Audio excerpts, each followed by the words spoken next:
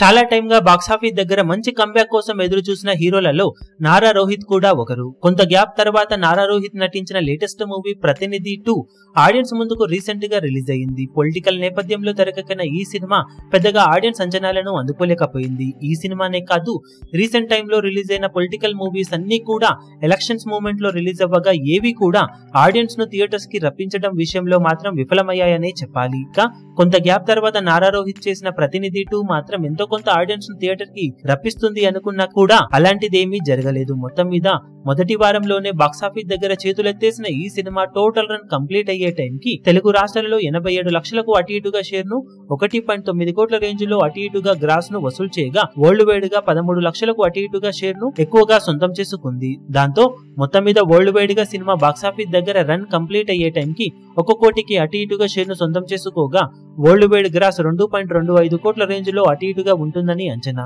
మొత్తం మీద cinema value break even target 3.5 కోట్ల రేంజ్ లో ఉండగా టోటల్ రన్ లో సినిమా 2.5 కోట్ల రేంజ్ లో లాస్ ను సొంతం చేసుకుని బాక్సాఫీస్ దగ్గర డిజాస్టర్ గా నిలిచింది. దాంతో ఓవరాల్ గా హిట్ వేటను ఇంకా కొనసాగిస్తూ ఉన్నాడు నారా రోహిత్.